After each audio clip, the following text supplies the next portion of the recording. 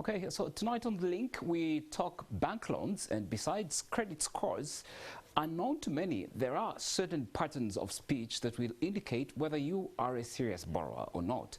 In our continued series of What Your Banker Will Not Tell You, Daniel Babonerire talks to some on the do's and don'ts.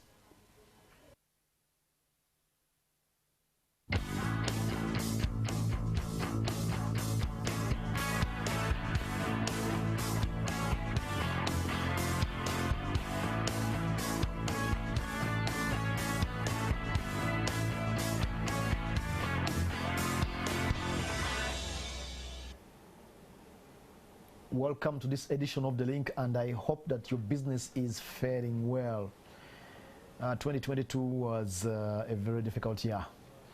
There are some predictions that 2023 will be even tougher, but we're yet to see. But it's nice that you prepare yourself 50-50. Not too much optimism, but also not too much pessimism as we see the year going, and we continue to bring you information that you can use, and especially our series under What Your Banker Will Not Tell You, and we're flipping it today. What you should not tell your banker. There are words that you should not tell your banker. I didn't know until my guest, Mr. Daniel Babonerire from Banner Consult, 20 years of experience in the banking sector, spoke to me and said there are words you shouldn't say to a bank. I was like, shh, I never knew about that. So Dan, welcome. Thank you, Sam, again. I didn't know that there are things I should watch my mouth when I'm speaking to a banker. Please explain. I'm still perplexed. Some really not. Good evening, viewers. It's really not things, but words. You don't use.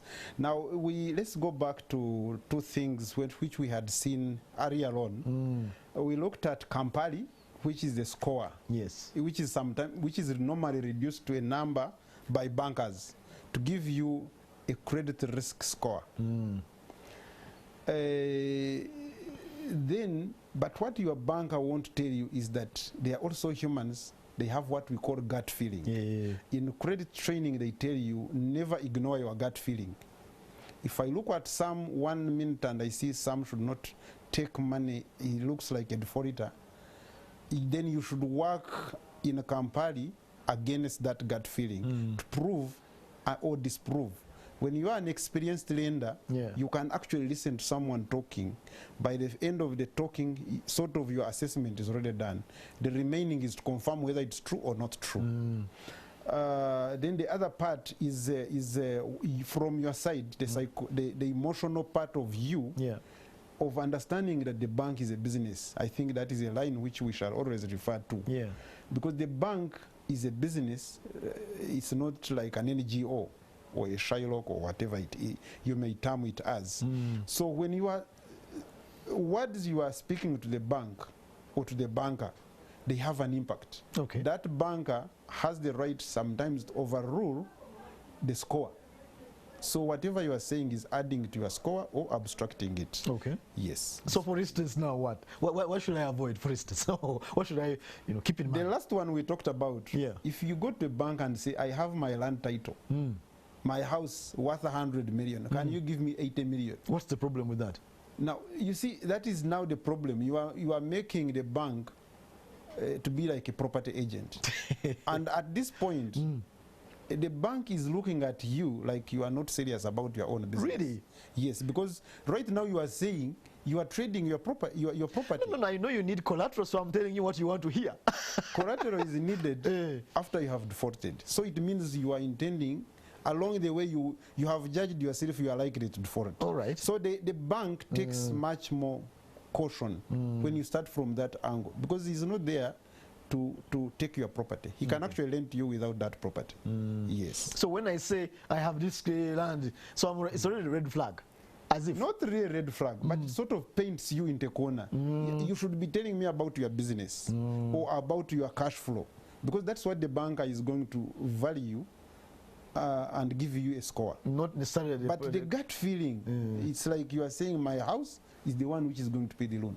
So your house pays the loan only when you are. And there are complications normally with that kind of thing. No, I mean, to touch the collateral, you must first default. So it means you are saying the banker, give me the money at your own risk because I'm going to default. I hope the house will pay you. Yes. Okay. Yeah. There was something like, as we were having a chat earlier, you said something like, I want money from you. Why should I have money on my account? Yeah, that is it. What is that? You know, there is one Bible verse I never used to like. Okay.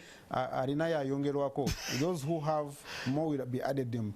When you show the banker how much more you are likely to make or you are making, then the bank actually feels like he should add you more money. You give them confidence. Yes, there is a point where you reach, actually it's the bank looking for you to give you money.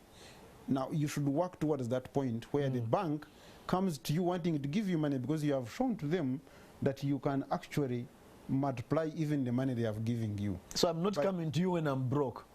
Yes, now it actually leads us to another word which someone say, I am in problems and now I need a loan. Now you have already dismarketed yourself to the bank. All right. You have said you are in problems. Now you want the bank to put its money in problems.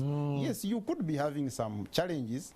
Actually, you'd call them a challenge or cash flow exigence because you had not planned it. It has come, but it ends into an opportunity, but not into a problem. Now, when you tell the banker, you know, I am in problems. Now I want a loan.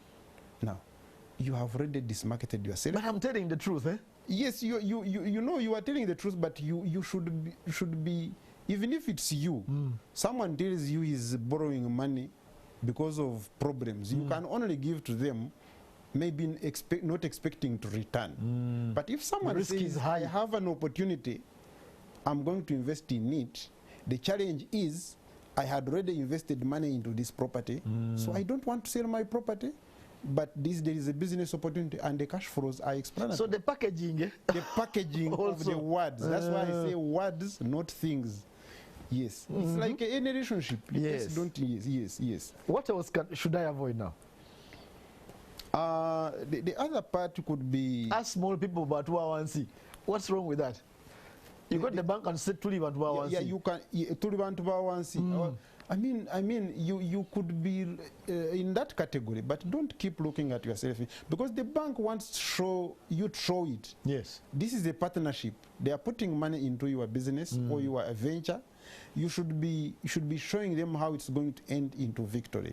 Yes, challenges could come in the midway. Yeah. But if you are showing challenges even before you start, or problems before you start. Now that is something defeatist. There are many words. You could find you are coming actually only complaining about all the other banks.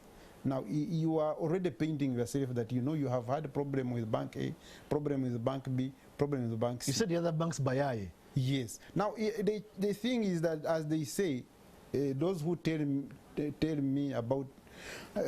you about me will eventually also tell me about you. So you are going now tarnishing all the other institutions without realizing what challenges you had in your own business. So the biggest factor is you are creating PR for yourself. And I told you, gut feeling is the critical part. Now it's not limited to only what you say, but also what you do. Now, if I give you a loan document and you don't even want to read, you want to sign right there.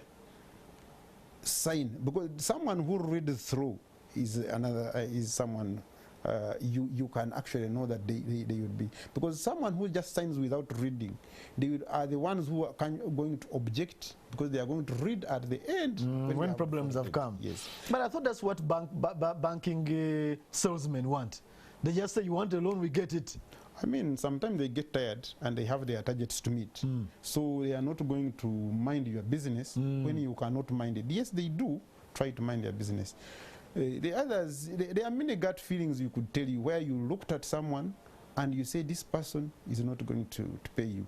Does dressing matter? We talk about words, but can I discourage myself by the way I may be speaking the right thing, but my dressing is wrong? Yeah, is that an issue? Yeah, you can overdress. I can tell you, you can overdress. I tell you, there's someone who did almost each and everything right, talking very accented English, but when we were going to visit him, this guy had one of the latest Pajeros, but he put 5,000 shillings in a car with the Katala on. The Katala never went off. But it's being frugal. Now, the Katala was on, but you see he's asking for 600 million. Yeah. 600 million, you cannot afford fuel of 10,000.